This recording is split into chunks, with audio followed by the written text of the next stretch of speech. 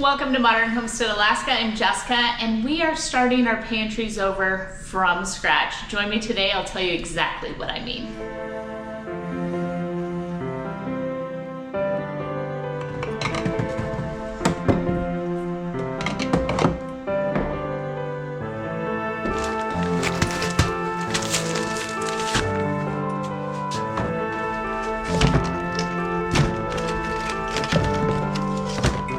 We have relied on these pantries way more than we ever thought we would have to over the last couple of years. And now it's time for an honest reflection of what we ran out of too quickly, what do we have too much of, if anything, and how we could start this pantry from scratch and build it back even better than it was the first time. Before we fill all of these half-gallon jars that I washed last night, we are going to finish one section in the kitchen. This is backwards to how I normally film our pantry videos, but this is the end place. This is where the food ends up, is in the kitchen to cook it and feed the family and share with others.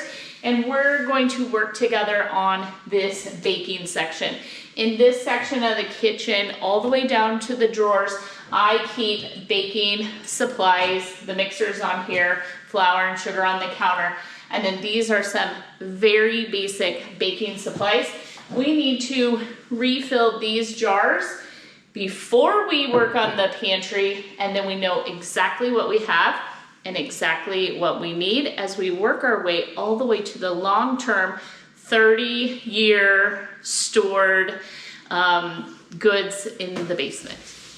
I got this rolling tool cart a couple of years ago, just out of it's for tools and things like that, but I keep it in the pantry and it makes it really easy. So any completely empty jars, I am gonna wash them before we refill them, but anything else that I can just top off, I will do so. And the reason that's gonna be fine is the food that's in here versus the food that's in the half-gallon jars, they're the same batch. They aren't new or different batches. In some of the video, you may see me dump something back in or fill something up from it. I try and keep the batches together, and then when jars are completely emptied out, I'll wash the jars. But it's not a big deal to have batches put back together. Oh, I should grab the spices while I'm here. I'm gonna start by refilling the homemade vanilla. This was a Canadian whiskey that I added a bunch of vanilla beans to. It has steeped since 2023, this one, so it should be super strong. Oh yeah, that is good vanilla.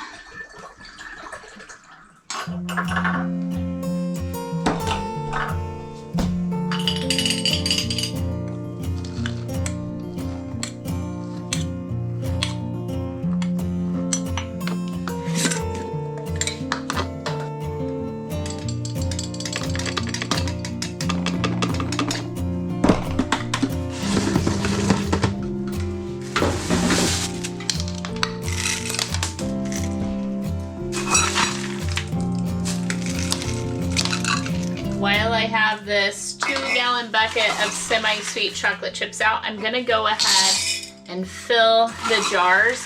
I was almost completely out, and I keep 2 half-gallons, which is 1 gallon of semi-sweet chocolate chips ready to go on the shelf.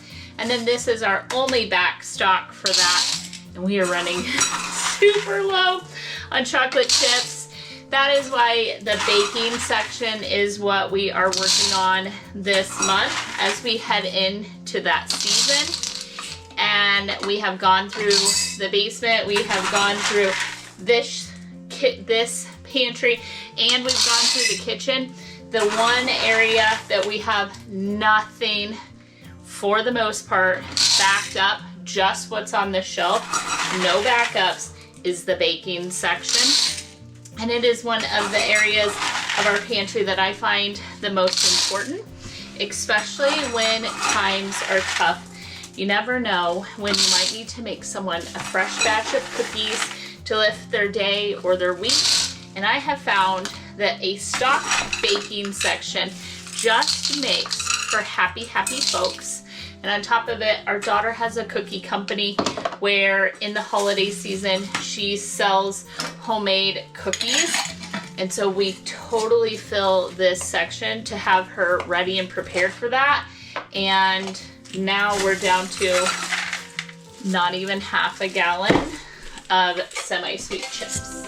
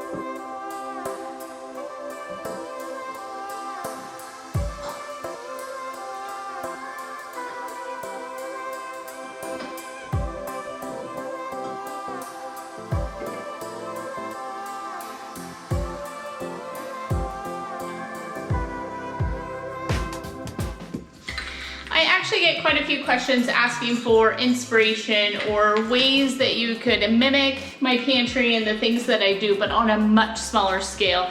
And these are kind of the examples. You can get tiny little jars, like these are wedding favors. We get the jars at Michael's or craft store, and you can get huge amounts of them in bulk. We keep sprinkles and all sorts of things in little bitty jars like this. And it just makes for a beautiful display of pantry. And you could also do like tiny little mason jars, something like that. And you could put all of your spices and such in small jars. I do understand we built this house for these pantries and designed even the kitchen around the pantry, which is just on the other side of this wall. And it's a very, very difficult to recreate or do it in a small kitchen. And the way that I would store this is I would get like some sort of Rubbermaid box or bucket, and maybe I'd store all the additional spices under a bed or in a closet or someplace like that. But I would find a way to do whatever it is that you're inspired by in my kitchen on just a smaller scale.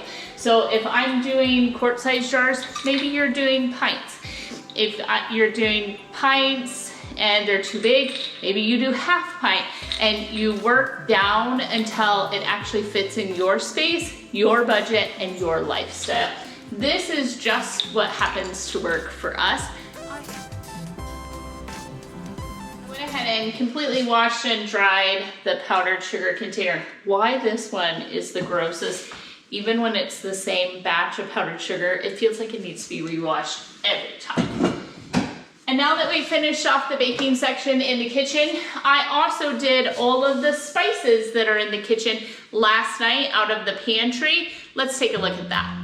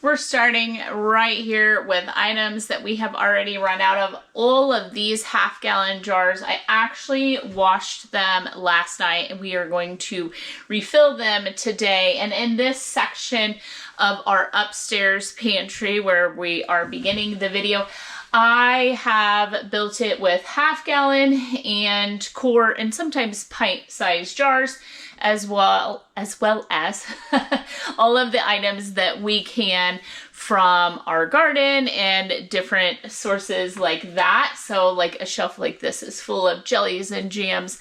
It's full of blueberry jam this year that Destiny's grandma and mom took me blueberry picking. We picked these ourselves, we canned it. Even this one over here, they call them blackberries up here. They're not a black raspberry, they're a currant actually. And we picked those as well the same day. So those are wild foraged things. And then the rest of the pantry is dry goods. And I have been running low or out of several things. So we're gonna start by refilling that. As we do, I have a section of the pantry that I find we need to do the most work in, and that's what we're going to be doing in the month of November, is working on one section at a time. But first, let's refill what we do have.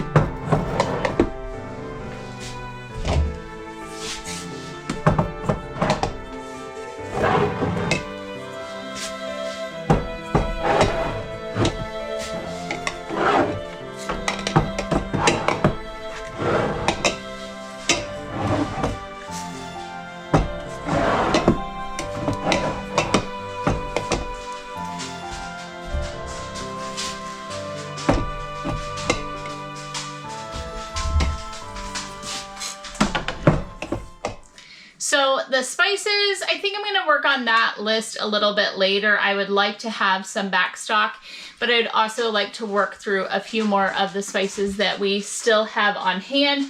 And before I put all of these baking supplies back, I thought now would be the perfect time to start working on November's supply run, stock up, shopping haul, whatever we're going to call it. We have so many empty jars. And I think the one thing that I'm gonna do different in this pantry is I would like to have a backstock to many of these things that would store for a long time and I could keep in the basement in totes, like you're gonna see in just a minute in the video, how we do our long-term storage in the basement. So I think that is something that would be really, really beneficial because we are on a yearly or multiple times a year restocking this section of our pantry. I think the best thing we could do is actually tackle it to where we have a year's supply. Are we going to accomplish that in 1 month? Maybe, maybe not, but I know that it's a really good goal moving forward as we rebuild the pantry from where we started to where it is now and then beyond in the future. So let's take a look at what we have. If you're interested in everything I have in the pantry, there's a video on that. I'll link it in the description at the end. This was supposed to be blueberries. Let's see. I do have some baking soda in the basement in a 5-gallon bucket. I don't actually need to put that on the list. Over here, I have drinks. So we have, this is like a coffee, some hot cocoa, and oh, that's my favorite, this candy cane Christmas cocoa. Look, they're gone. Those I like to transfer down as we head into the season and refill these for sure. That's a Costco buy. Hot cocoa, and then hot drinks. Some unflavored gelatin, some Tang, and then this is some buttermilk powder. I get that from Azure as well as the other spices. Let's move the baking soda over so we can see what we're doing. Baking powder. Okay. We have plenty of baking powder. Baking powder doesn't last super long on the shelf, and so we're not going to put that on the list either, only because a big backstock of it doesn't do us any good. And then over here we have kind of some cereals and things like that. Cream of wheat. These are some hemp hearts and so on. I don't know that we're going to get to any of that this month because we're working on baking supplies. So I'm going to leave those things off the list. We'll add them. Moving down to right here, all of my daughter's little jars were moved into this shelf along with our own sprinkles. And so mostly this is a bunch of nothingness, as well as she had some baking powder at her house. And I also washed and cleaned a ton of these little jars. Not sure what we're gonna do with those, but they're taking up a ton of space, so they should be moved out of here. We should do something with them. And let's see. So combining pantries has gone fairly smooth, but not perfectly. Almond flour, you need a home. All right, so these are our baking chocolates. I have 2 white, 2 unsweetened, and 2 German. I need a bunch more baking chocolate. And then back there I have some almond bark. We need a ton more of that for the holidays. Should have molasses, but I have a whole gallon of molasses. Vanilla bean. I do have plenty of vanilla bean. I have a couple of other extracts. Lemon. We need some almond and some other things, so I'm just going to put some random extracts on here and we'll just stock up on those.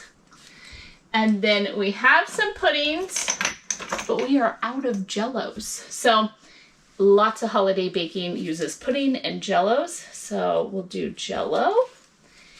This needs to be washed. I don't need to keep powdered sugar in here, so let's move that out. Here we have dried fruits. So I have 2 half gallons of dates and some coconut. I'm going to put coconut on, I'm not going to put coconut on the list because I have a bag of this from Azure down in the basement. That is one thing I do have. I have 1 thing of figs. I don't think we'll add those this time. We definitely need to add dried blueberries.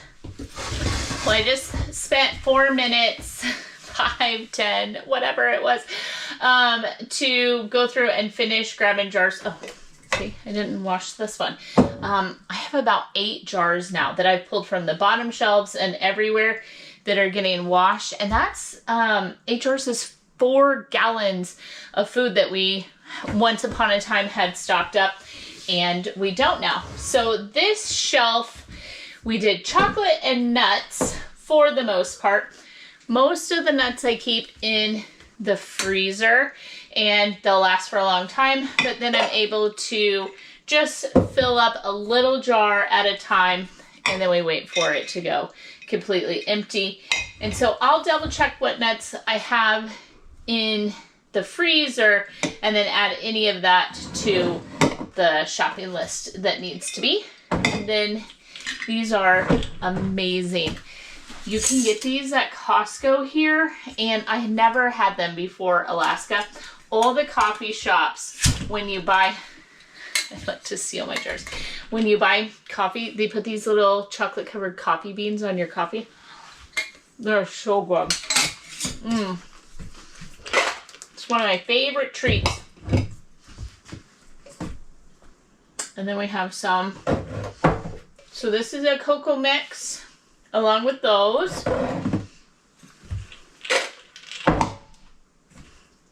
Walnuts, almonds, pecans, all of those. We need a bunch of holiday nuts. These are the mint chips. And then you can make like a Girl Scout cookie out of Ritz crackers, and melting these, you just dip them in there. They taste just like a Thin Mint. Lots of chips needed, as well as what's normally here is a powder white chocolate, a Ghirardelli. You can get a big one either at Costco or Three Bears, which is the Alaska grocery store. And then we have no back stock of chips and so on. What you see is what you get. So we have plenty of corn syrup, I think, but I use a bunch of these during our holiday baking.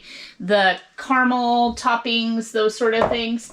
And I have one hot fudge.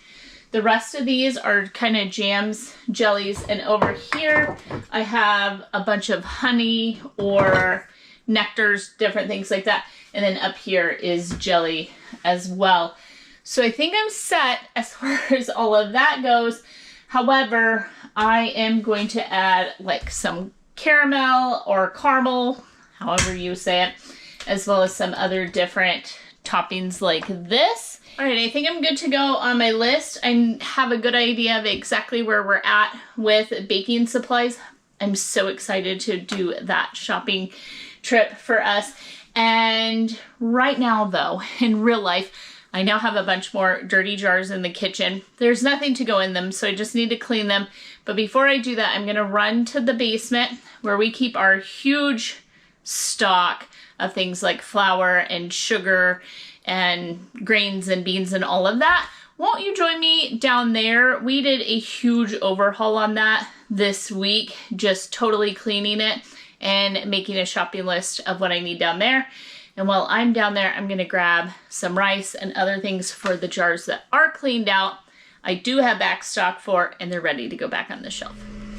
I was actually gonna get this whole basement area cleaned up before I filmed down here today, but those of you that have been with the channel for a long time know I'm a bit organized and a little bit of a disaster. And when we're in the heat of gardening season, fishing, all of the outdoor summer life, and then we move into the fall, which is where we're at right now, there's no gardening or growing outside, and it hasn't frozen over, so we can't ice fish and do the winter activities, so we're kind of in a holding pattern. So it is the perfect time to be working on these things. The other thing that kind of hit really hard, which was not being able to just fully restock the pantry financially. And so I kind of ignored things for a little bit and just knew we had enough, knew I was going to be fine, that we were gonna survive, that nothing was an emergency level. And so I kind of ignored it for a bit. But since we are putting this as a top priority and we're getting right back into rebuilding this pantry, it's time to give it a good deep clean and know exactly what I have. And even though you will see tons of buckets and storage totes and things like that behind me, and I've been working all morning on storing things in Mylar bags and, you know, getting on top of all of it, a lot of things are actually empty down here. And then other things, they have more than what I could use in a year. However, I'm out of other things. it's a good time to evaluate before we just head off and start purchasing things as it is. So let's get this cleaned up. Well, here's one of the things I'm talking about. This is supposed to be full of white beans, and I have 2, 4, 6, 7 whole pounds of beans in here. So I can add the black-eyed peas that I just processed to this one, even though most of the time it's cannellini beans, something like that. But black-eyed peas are close enough in my mind to being a white bean. I'll toss those in here. So when you see all these totes, do not be misled into believing that all of them are solid and full, because they're obviously not.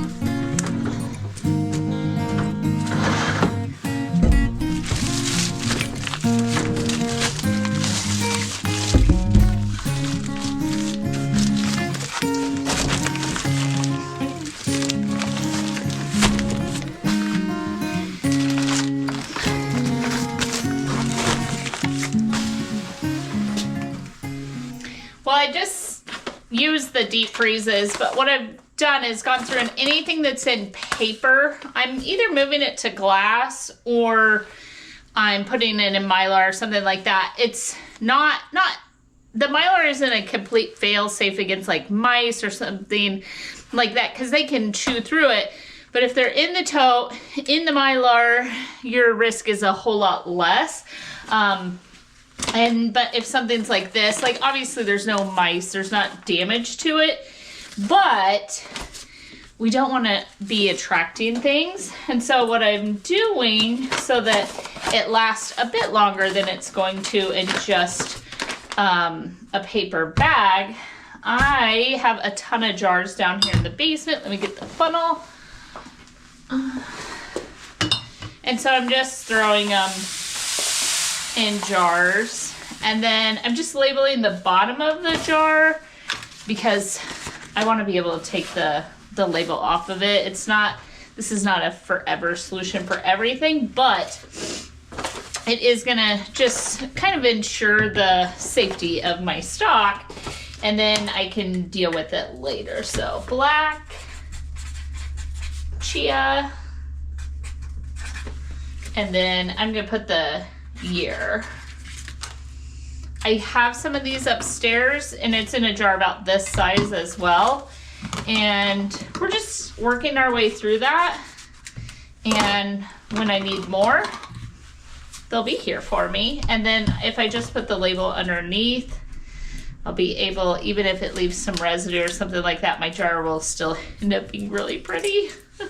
So there we go. I'm gonna do that, and then do that with the flax seed as well. So this is obviously going to be a multi-day project in the video, and I'm at a good stopping point for today. I was just went ahead and cleaned up. It's 4:45, so it's almost 5 o'clock. I have been down here for hours, and that is what it takes to revamp, organize. Once everything's organized and put away, we then can tally up where we're at. But until we can do that, all of it is for naught. Like you're just throwing, is it arrows in the wind, darts in the wind? It's something. Just throwing caution, like it's not even caution. What is it? Anyway, totally where we're at, we cannot just go shop and buy whatever we want. It has to have a means, a purpose, and a place to fill in. And there are some huge gaps in our pantry, and then there like I said earlier, are some no gaps. Huge gaps.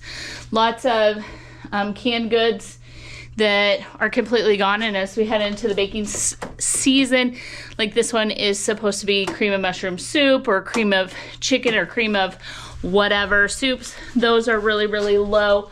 The fruit over there, so canned fruit, believe it or not, that is super low for us.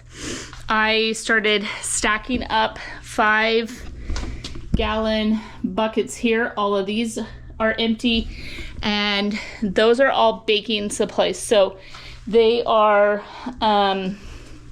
sugar and salt and something else. And then there's several that are empty down there on the bottom, but I have to get to that first.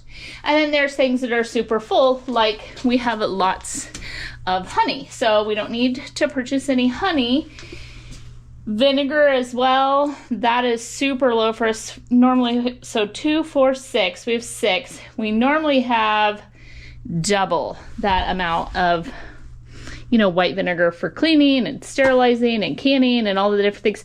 That's all the oil I have. That is super low.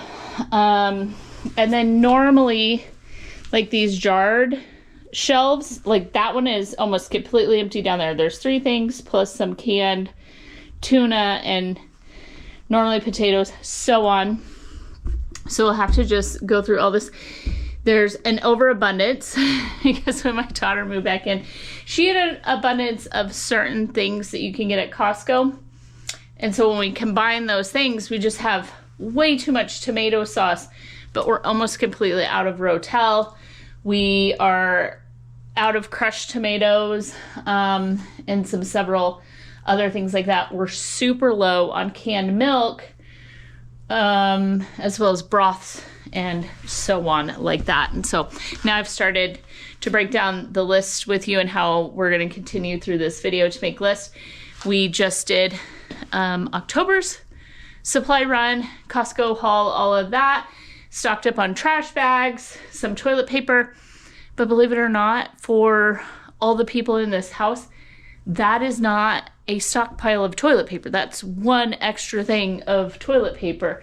There's trash bags, some tissue. We don't use a lot of tissue. We did when my grandma was here. But so that's plenty of a stockpile of tissue. So that won't be on November's list. However, like looking down here, there's tons of condiments and things that are missing. Maybe we will or won't get to those because we've chosen a small section, which is baking, and then anything we can afford beyond that, we will get as well. So stop for today.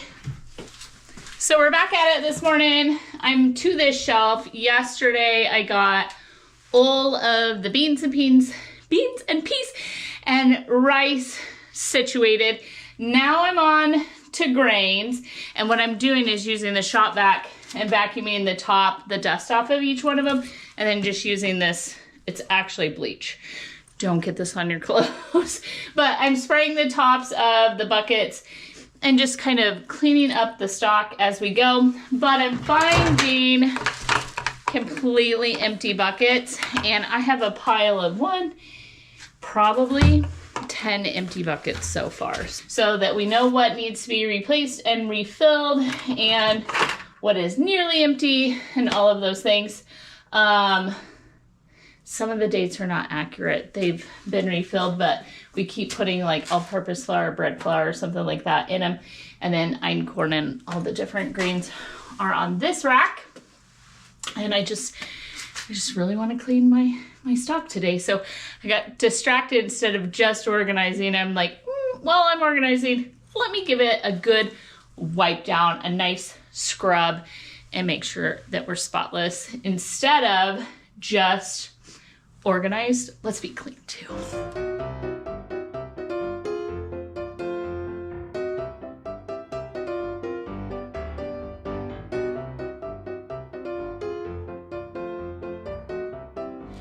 Okay, so I have 2 empty 5-gallon buckets that I just found on that one, and they're both supposed to be rolled oats.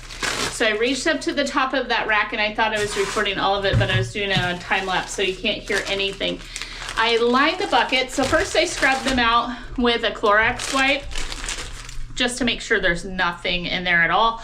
Let it dry. And then I use these bucket liners. I get them off of Amazon. I can link that. And I just think it's like a second level of keeping the food really, really clean. And then Erin helped me package all of these great big 5-gallon buckets of Mylar. 5-gallon packages of Mylar. This was in March of 2024. That's just been up on top of the shelf, but this is not a usable size. So now that I have 2 empty buckets, I need to move this into a usable size. And so it's from the 5-gallon buckets that I fill the 2-gallon buckets upstairs. So we're just gonna open this. You can reuse these bags because the Mylar will reseal. And then look for the bay leaves. They say it just keeps bugs away. And so most of our stuff is gonna have bay leaves in it, right? And then into the 5-gallon empty buckets.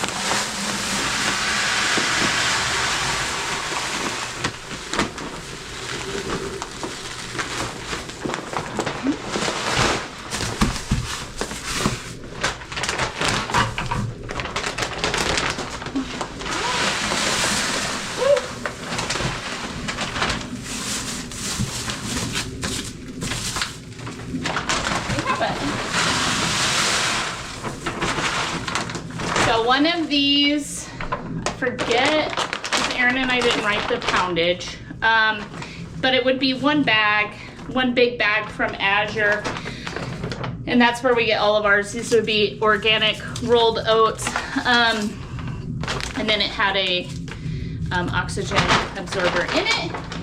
And now I have no empty buckets, at least of the grains right this minute, because I used my overflow. So this is how that rotating system works, from one level to the next until it's rotated into the house. Never misunderstand, just because it's in a storage way that can last 30 years doesn't mean we have 30 years worth of food. What that simply means is that we're storing everything in a way that will last as long as it possibly can.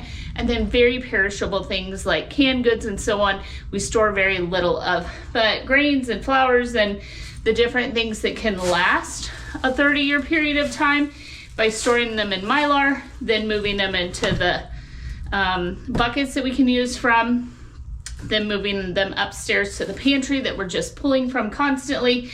It's a rotating storage that's just stored as long as possible. But I am gonna mark the dates out on these. And then just say, we'll put 25. You can get 5-gallon buckets from Azure, and I do, because we no longer have a Tractor Supply or anything like that near us. And then you can get them in equal quantities of 5-gallon Gamma Seal lids. I get my 2-gallon buckets from Azure, and I also get my Gamma lids for my 2-gallon buckets from Azure as well. And so I've moved a couple of things into 5-gallon buckets. They'll do better long-term this way because I know that I'm out of quinoa. I used a ton of it when we did the freezer clean out video.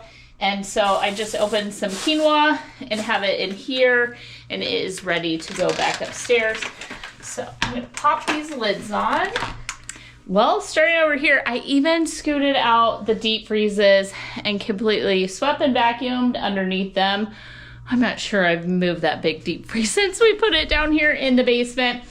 I vacuumed and cleaned everything, and I made it to the final rack of our stock down here in the basement to take a good tally of exactly what we have. since we're doing baking supplies, I have for sure coming down here. So that brown sugar is almost completely empty. I have a backup. I only have one white sugar here, and there's two of these. The salts, this specific salts that looks washed big time, is different kinds. So kosher salts and so on. And then I do have like a 50-pound sea salt there from Azure. So I don't know if I'm going to put salts on my list. I don't think so right now. I think we'll just work our way through that. And then upstairs in the pantry, I have some Redmond's sea salt up there as well. So many of these totes, all of these totes actually used to be full with stock, and we've worked our way through them, and then I've refilled and used some of them for different things today and yesterday. No, today I used them. Yesterday we started cleaning all this out. I am going to take a tally of the canned goods and see if we can't throw those in with our baking section stuff that we're getting. And then maybe next month we might start on like condiments and things like that. Down there I showed yesterday, that's completely empty. We have plenty of green beans. It looks like super low on canned fruit, out of stuff up there. This should be like store-bought refried beans, even though we can our own. It's good to have backup. Cream of whatever. Bean and bacon is almost gone. The tomato, I put what was left. Tomatoes, chicken noodle, and split pea are the soups that we do, as well as some canned, store-bought canned pinto beans. I have black. I have some fill-ins. I have some red candies that would go here. Garbanzo beans, things like that. We don't need any of that. We don't need any. We have two I'm not going to get any of that right now. We have some backup peas, plenty of green beans, and corn. Tomato products. I have to get the crushed tomatoes at like Fred Meyer or Safeway or something like that. Some Rotel. Maybe I'll do a few more cans of pumpkin. We have no backup on the chicken broth, even though we do a bunch of canning of our own. We do keep some of this in stock. The beef is almost gone, and the canned milk is super low, especially heading into heavy baking season. The rest of this is going to just do for right now. We have daily spices and baking spices up there.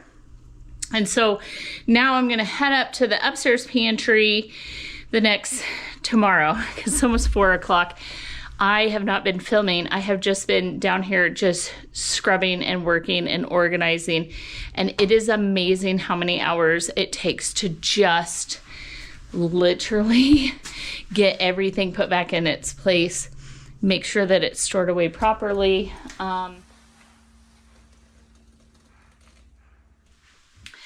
Well, I just finished it, friends. I cannot believe I actually accomplished this entire pantry, from the basement to the main walk-in pantry all the way to the kitchen this week.